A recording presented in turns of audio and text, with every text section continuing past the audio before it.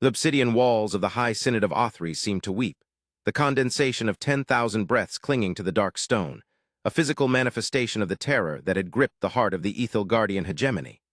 This was not a chamber designed for fear. It was a monument to eternity, a vast, cavernous hall carved from the core of a moon that had died before the first star maps were drawn, intended to project the unassailable power of the oldest civilization in the known quadrant. But tonight the air tasted of ozone and despair, a metallic tang that sat heavily on the tongues of the 300 counselors gathered in the amphitheater. Above them, the holographic dome, usually a serene projection of the hegemony's golden constellations, was a crimson bleed of tactical data, a swirling nightmare of red vectors consuming the fragile blue lines of their defenses.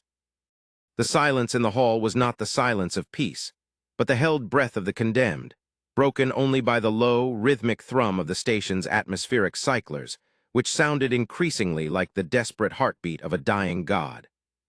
High Counselor Vrax stood at the apex of the central dais, his manipulator claws resting heavily on the podium of black crystal. He was old, his carapace faded to a dusty gray, etched with the scars of the unification wars that were now ancient history, myths told to hatchlings. He looked out at the assembly, at the rows of terrified faces, the avian Krell, the lithoid golems of Sector 7, and his own people, the insectoid Ethelgard. They looked to him for a miracle, for a strategy that would turn back the tide, but Vrax had nothing left to give. The enemy, the Xylth swarm, did not negotiate.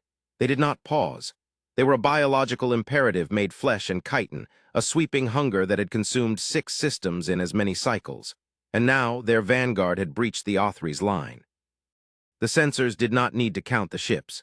The screen simply showed a wall of organic metal, a plague of locusts blocking out the stars, descending upon the capital with a singular, terrifying silence. "The outer markers are gone," General Torak whispered, his voice amplified by the acoustic perfection of the chamber, though he had barely spoken above a breath. Torak was a warrior, a being of hard angles and harder logic, but his eyes were wide, the pupils dilated in the biological response to inevitable death. "The grand batteries at the zenith gate have ceased transmission. There is nothing stopping them, High Counselor. The fleet is scattered. The orbital grid is fragmented. We are calculating total atmospheric bombardment within the hour." Vrax closed his eyes, feeling the weight of 4,000 years of civilization crumbling on his shoulders. The debate that had raged for hours, arguments about evacuation protocols, about surrendering aimed at preserving the genetic banks, about unleashing the forbidden subspace ruptures, had died out. The reality had set in. There was no evacuation. There was no surrender. The Xylth did not take prisoners, they took biomass. And the subspace ruptures would only destroy the system faster than the enemy could. The hegemony, the light of the galaxy, was about to be extinguished. "We must open the archives," a voice trembled from the lower tiers. It was Scholar Alara, her feathers ruffled, her posture broken. "We must transmit our history, our art, our science into the deep void. If we are to die, let us not be forgotten. Let the echoes of Othries find purchase in some distant epic." "And who will listen?" Vrax asked, his voice sounding hollow like wind passing through a ruin. "The void is cold, Alara. We have scanned it for millennia. There are no other great powers. There are no elder guardians. We are the elders, and we have failed."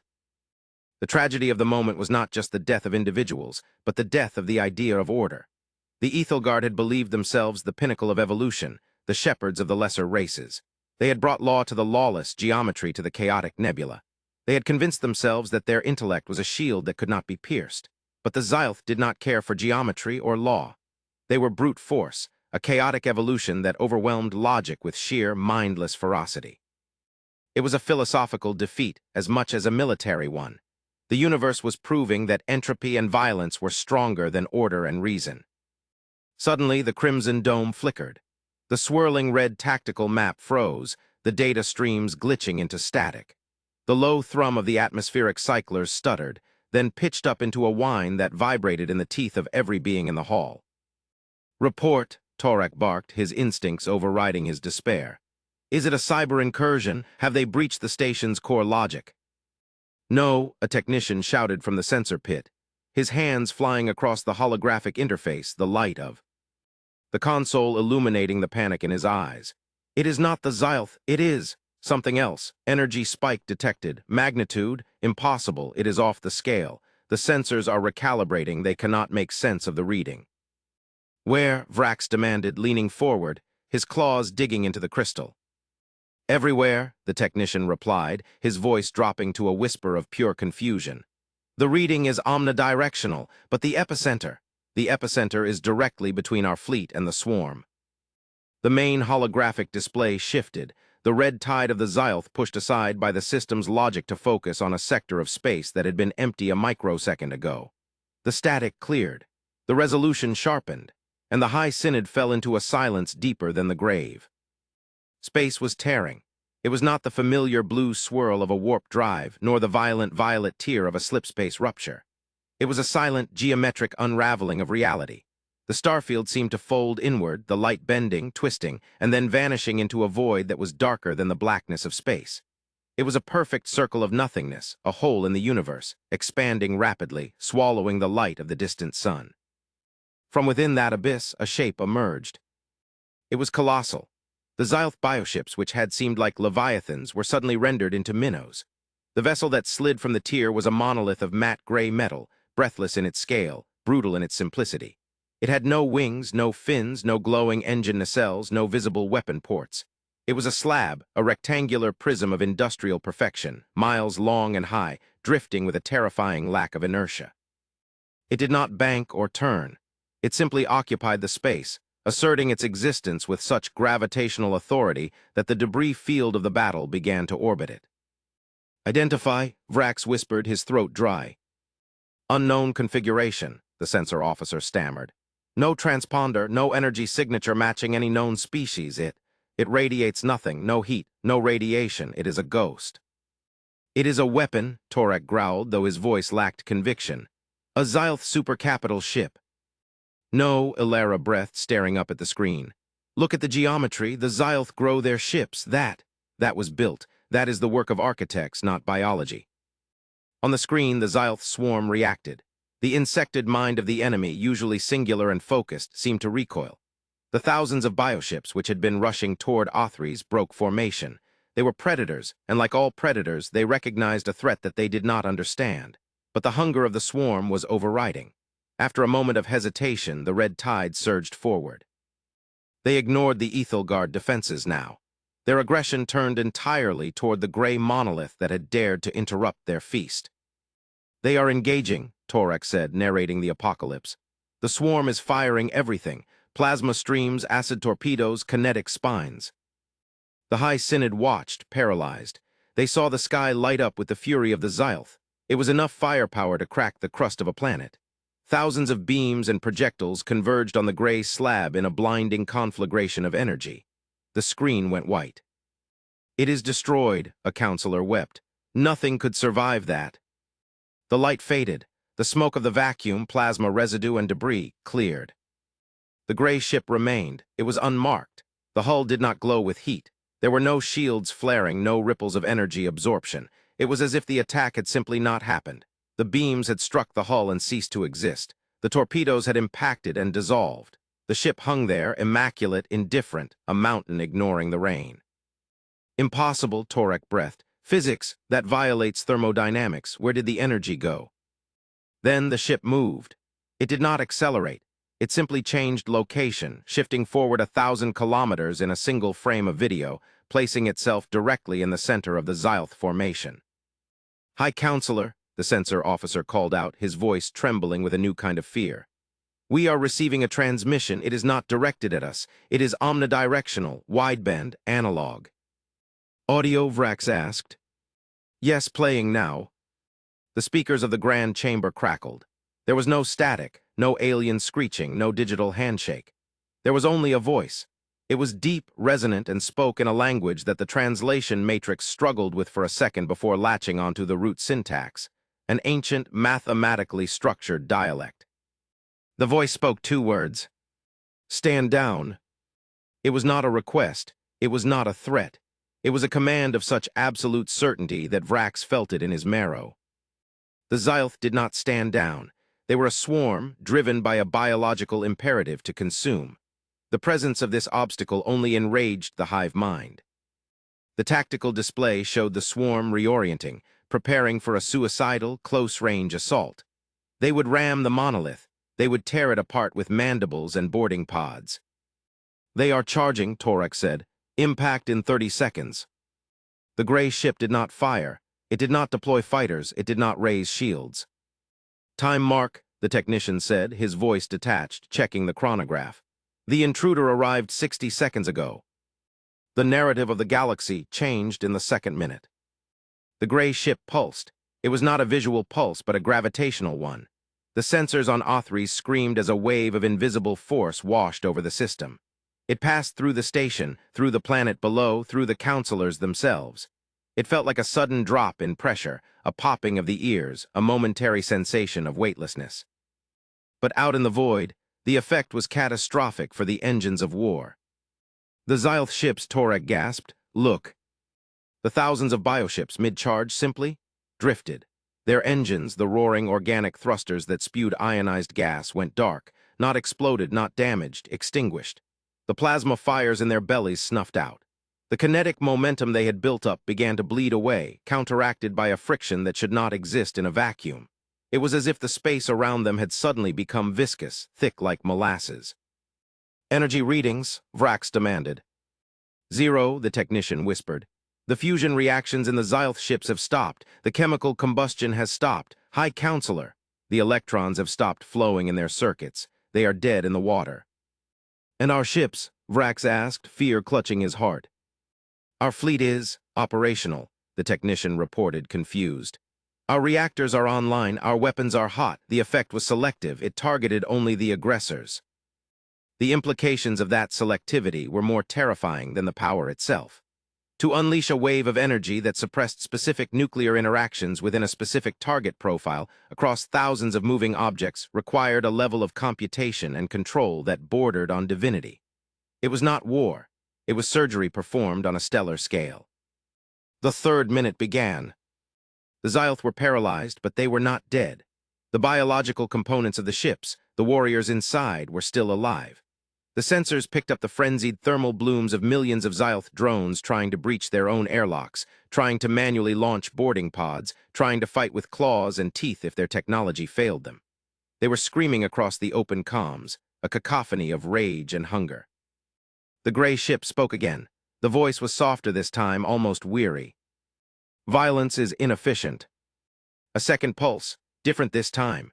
It was a frequency, a resonance that hummed in the bones of the counselors on Othries, miles away. On the tactical screen, the red dots of the Xylth swarm, representing the life signs of the crews, began to turn blue. "What is happening?" Alara cried. "Are they killing them?" "No," the medical officer scanned the readings. "Biosigns are stabilizing, heart rates dropping, neural activity synchronizing. They are sleeping." "Sleeping?" Torek slammed his fist on the console. "You cannot put 1 billion Xylth to sleep. Their metabolism is hyperactive. They are fueled by rage." "They are sleeping," the officer insisted. "A neurodampening field. It targeted the specific aggression centers of the Xylth brain. It bypassed the higher functions and simply flipped the switch on their consciousness. The entire Armada. They are unconscious." The silence that followed was absolute. In 3 minutes, the greatest threat the Ethel Guardian hegemony had ever known, a force that had consumed star systems and defied the combined might of 3 empires, had been neutralized, not destroyed, not vaporized, simply turned off. The 4th minute ticked over. The gray ship began to rotate. It turned its broadside toward Othries. The movement was slow, deliberate. A section of the seamless hull dissolved, revealing a hangar bay that glowed with a soft white light. A single, small shuttle emerged. It was not a fighter. It was a transport, sleek and white, a stark contrast to the brutalist gray of the mothership. It moved toward the station. "We are being hailed," the comms officer said. "Direct line to the High Council." Vrax straightened his posture. He smoothed his ceremonial sash. He looked at Torak, who was trembling, his warrior's worldview shattered. He looked at Alara, who was weeping silently, overwhelmed by the impossible mercy they had just witnessed. "Put it on screen," Vrax said. The main holographic emitter coalesced into a face. It was a bipedal creature, soft-skinned, lacking the protective carapace of the Ethelgard or the crystalline hardness of the golems. It had tufts of white hair on its head and skin that looked weathered, lined with the passage of time. It wore a uniform of dark blue, unadorned by medals or ribbons, utilitarian and clean. The eyes were dark, set deep in the skull, and they held a profound, ancient sadness. "I am Admiral Vance of the Terran Union ship Pacifica," the human said. His voice was the one they had heard, calm, resonant, lacking any trace of arrogance. "We apologize for the intervention. We prefer to observe, but the calculations showed the total extinction of your species was imminent. That was unacceptable." Vrax stepped forward, his voice trembling. You saved us. You destroyed the Xylth." "We did not destroy them," Admiral Vance corrected gently. "We neutralized their capacity for harm. The Xylth are a troubled species driven by a biological flaw in their endocrine system. It can be fixed. We will transport them to a containment habitat where they can be cured. They will not trouble you again." "Cured," Torek blurted out. "They are monsters." The human's eyes shifted to the general, and for a moment the steel beneath the sadness was visible. "There are no monsters, General, only broken things, and broken things can be mended." Vrax felt a chill. The philosophy was as alien as the technology. To look upon the Xylth, who had butchered billions, and see patience. It spoke of a civilization that had moved so far past the concept of war that enemy was an obsolete word. "We are requesting permission to dock," Vance said. "We have much to discuss, and there is a matter of some urgency that concerns us all. The war here was loud. It was drawing attention." "Attention?" Vrax asked. "From whom?" Vance hesitated, looking off-screen for a moment before meeting Vrax's gaze again. "From the dark. Permission to dock, High Counselor." "Granted," Vrax whispered. "Grant them everything." The docking of the human shuttle was a subdued affair. There were no honor guards, no trumpet blasts. The fear was still too fresh. Vrax met the humans at the airlock of the High Spire, accompanied only by Torak and Alara. When the airlock cycled, the ramp descended, and Admiral Vance walked down, flanked by two other humans, a younger female carrying a data slate and a large male who seemed to be scanning the environment with his own eyes, not a device. They were shorter than the Ethel Guard, fragile-looking. Vrax towered over Vance, his chitinous bulk a stark contrast to the soft flesh of the human. Yet Vrax felt small. "High Counselor," Vance nodded, extending a hand, a gesture the translator identified as a greeting. Vrax awkwardly extended a manipulator claw, and the human shook it firmly. The skin was warm. "Welcome to Othries," Vrax said. I do not know how to thank you. You defeated the Armada in 4 minutes. The galaxy has never seen such power." "It wasn't a battle," Vance said, walking alongside Vrax as they moved toward the turbolifts. "It was a police action. If we had fought a war, it would not have taken 4 minutes." "It would have been faster?" Torek asked, wary. "It would have been instantaneous," the large human guard said, his voice a low rumble. Vance shot him a warning glance. "We try to avoid that," Vance said.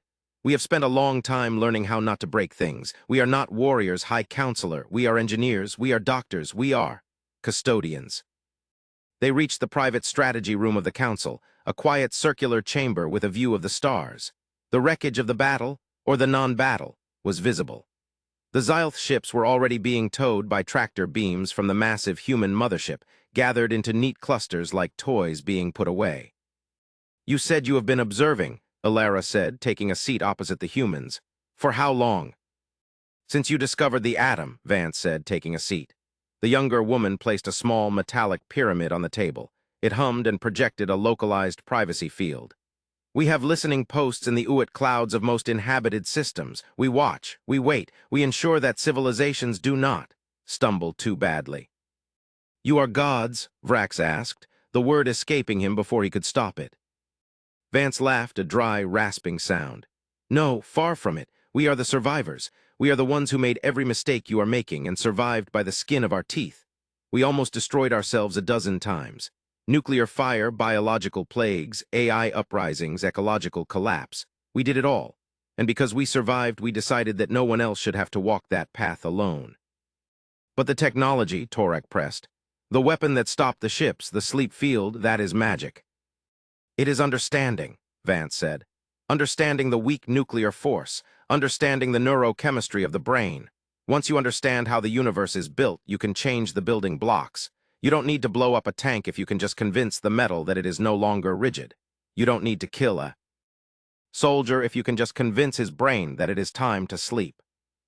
Vrax felt a profound sense of vertigo. The humans spoke of physics like it was a language they had written. "Why reveal yourselves now?" Vrax asked.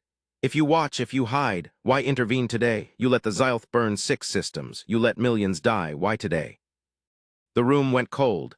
The sadness in Vance's eyes deepened. He leaned forward, clasping his hands. "Because of the noise," Vance said softly. "As I said, the war was loud." "Loud?" Ilera asked. "Electromagnetic noise." "Gravitational noise," Vance corrected.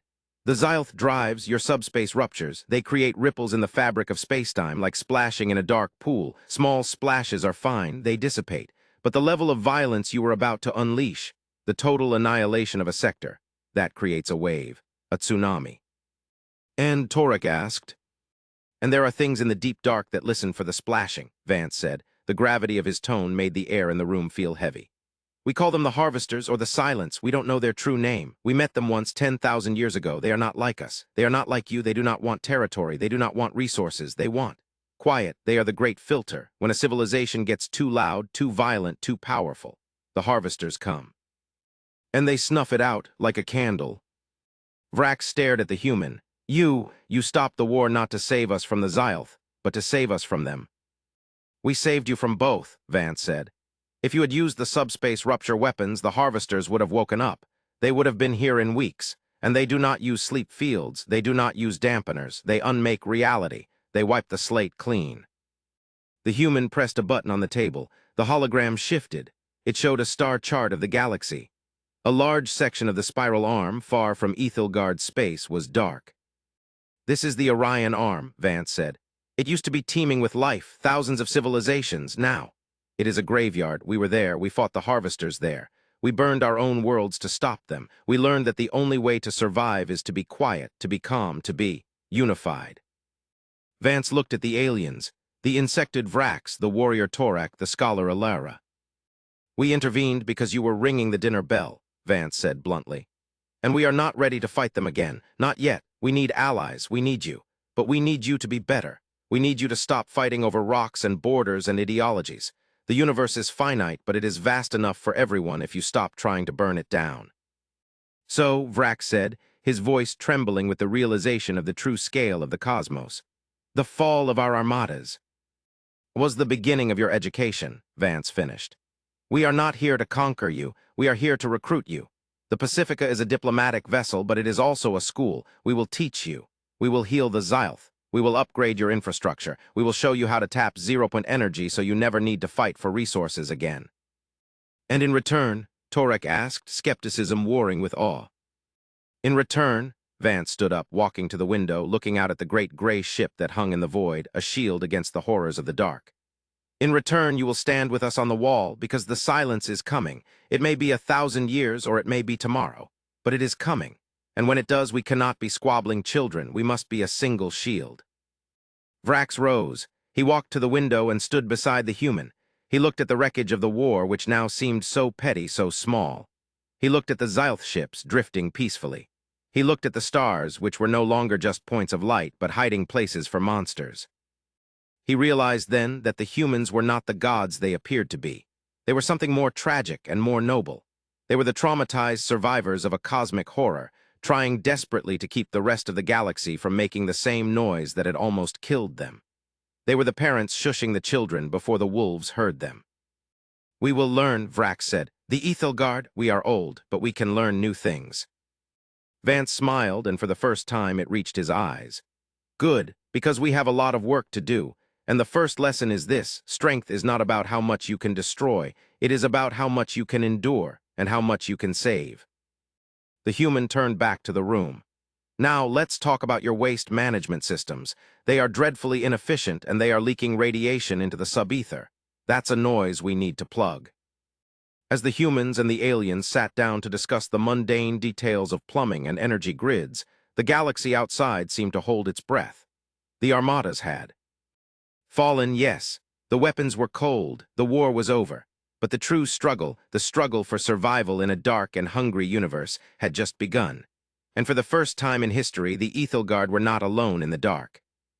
The fear in the High Synod dissipated, replaced by a strange, focused calm. It was the calm of purpose. The calm of knowing that while the night was dark and full of terrors, there was a watchman on the walls, and he had brought a lantern. Outside, the Pacifica hung silent and gray, a monolith of peace in a sea of chaos. It watched, it waited, and in the silence of its engines, the galaxy found a new heartbeat. The 4 minutes of the fall became the 4 minutes of the awakening, and the universe for a moment was quiet enough to survive. The weeks that followed the arrival of the Pacifica were a blur of activity that reshaped the cultural consciousness of the Ethelgard. The initial shock of the human intervention gave way to a voracious curiosity. The human engineers who descended from the gray monolith in swarms of white shuttles were not the conquerors the history books had warned of. They were frustratingly, bafflingly helpful. They did not demand tribute, they demanded efficiency. They did not ask for surrender, they asked for optimization. High Counselor Vrax found himself in the strange position of being a student in his own capital. He walked the halls of the Great Archive with Admiral Vance, watching as human data spiders crawled over the ancient crystal storage banks, digitizing and backing up the hegemony's history. "You treat our history with great reverence," Vrax noted, watching a human handling a fragile scroll of stellar cartography. "Memory is the only thing we truly own," Vance replied, his hands clasped behind his back. "We lost much of ours during the collapse. We forgot who we were. It took us centuries to remember. We don't want you to lose yours."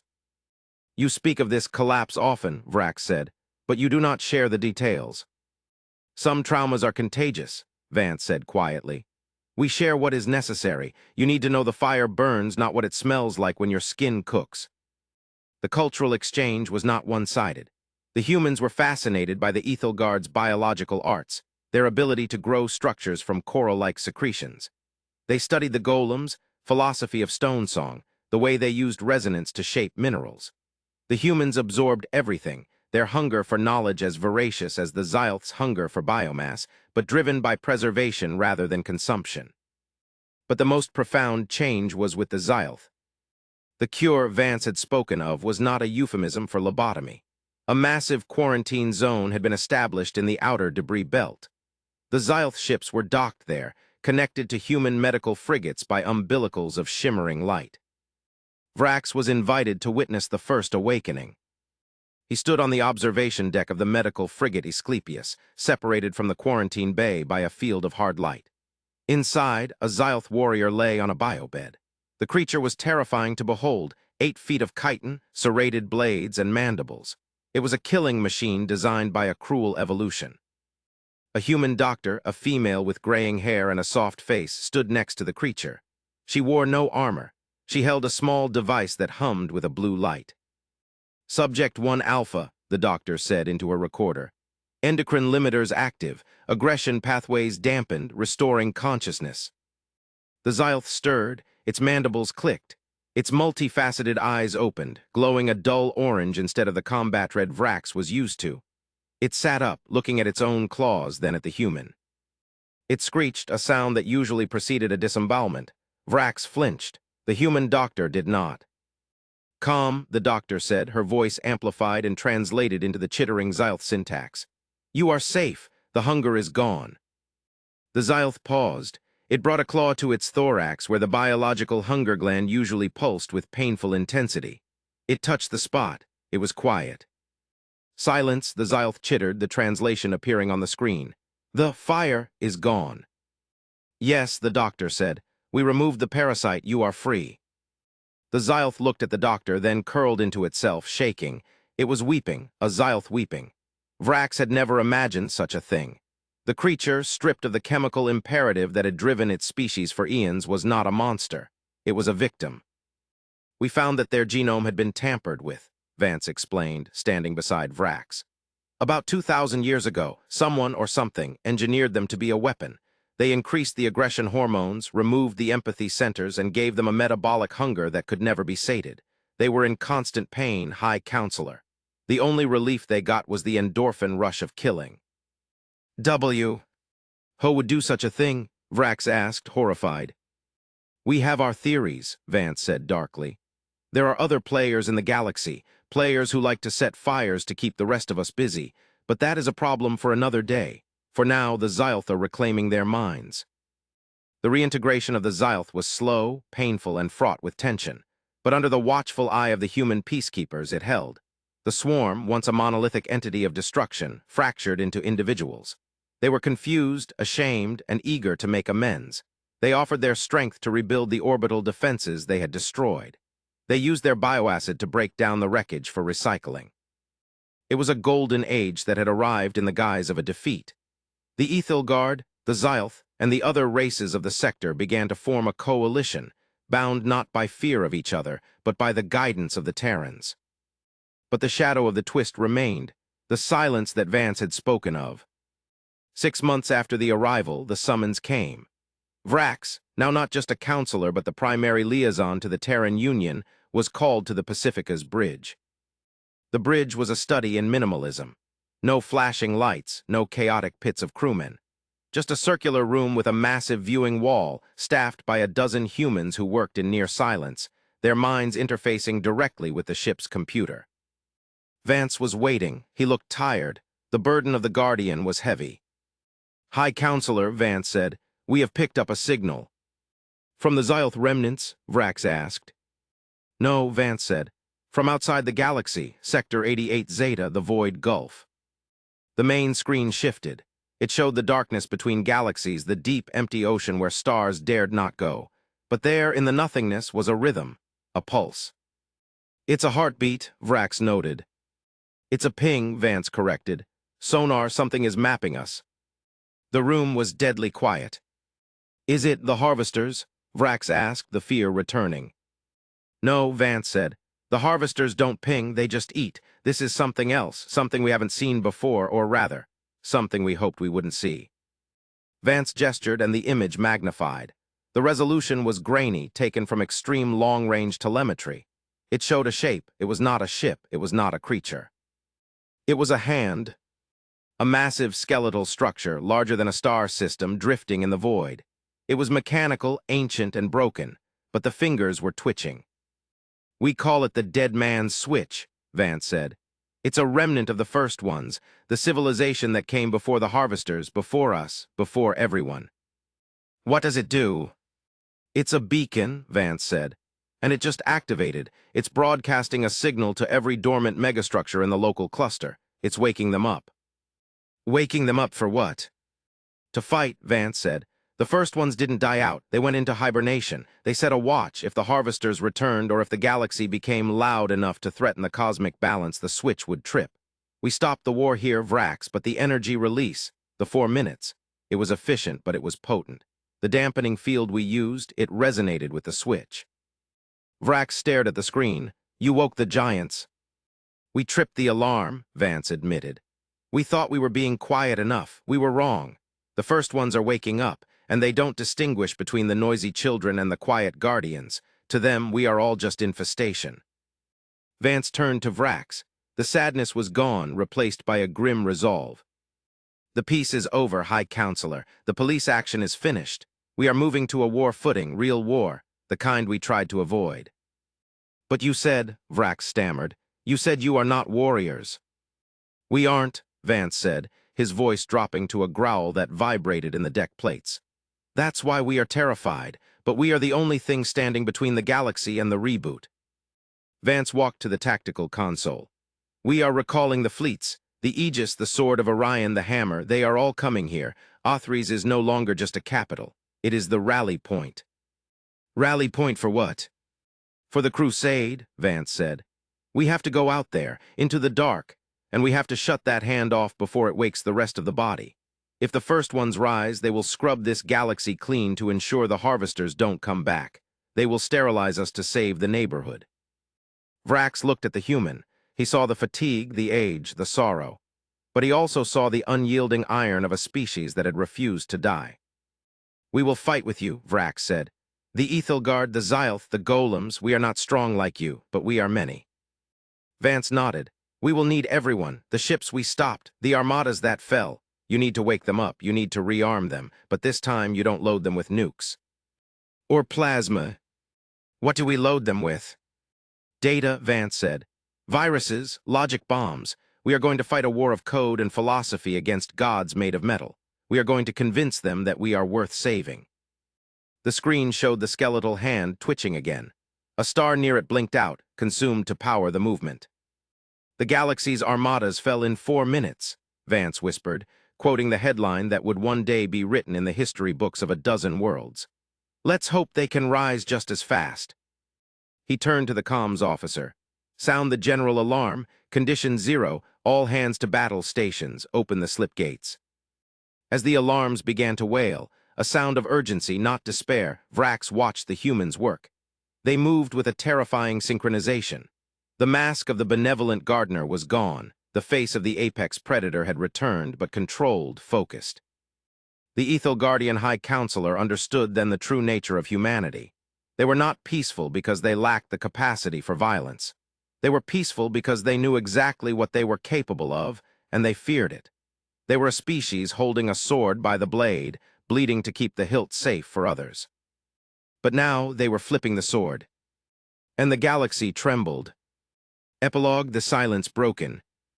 The fleet that gathered at Othries was unlike any armada the universe had ever seen. It was a mosaic of chaos and order. The sleek, matte gray monoliths of the Terran Union formed the core, flanked by the ornate, golden cruisers of the Ethel Guard and the jagged, bioorganic hulks of the redeemed Xylth. There were no speeches. There was no fanfare. The gravity of the moment precluded it. They were sailing into the dark to poke a sleeping god in the eye, hoping to put it back to sleep before it burned the house down. Admiral Vance stood on the bridge of the Pacifica. He looked at the sensor readings. The energy spike from the dead man's switch was growing exponentially. "Fleet readiness?" he asked. "All green," the XO reported. "The Allied fleet is synced to our nav computer. Jump coordinates locked." Vance looked at the image of the skeletal hand on the main screen. It was reaching for them, across light years of empty space. "They underestimated us once," Vance murmured, thinking of the Ethel Guard, the Xylth, the galaxy at large. "They thought we were weak because we were quiet. They thought we were slow because we were patient." He engaged the fleet-wide comms. His voice carried to 1 billion souls across 10,000 ships. "This is Admiral Vance. You all know the mission. We are not going there to conquer. We are going there to prove that we have the right to exist. We are going to shout into the void, and we are going to make the first ones listen. The armadas of this galaxy fell, but today they rise as one. Stand by for slip space." He cut the link. He took a deep breath. "Punch it." The universe tore open. Not gently this time. The combined might of the galaxy's engines, enhanced by Terran physics, ripped a hole in reality that shone like a new sun. The fleet vanished into the tier, leaving only the silence of Othries behind. But it was not the silence of death. It was the silence of an empty room waiting for the occupants to return. The armadas had fallen in 4 minutes, but the legend of the human warship and the galaxy it united would last until the last star grew cold. The humans had taught the galaxy that the opposite of war was not peace, it was creation. And now they were going to create a future, even if they had to dismantle the past to do it. The void waited, the hand twitched, and the humans, with a galaxy at their back, charged into the dark, bringing the fire of defiance to the cold indifference of the cosmos.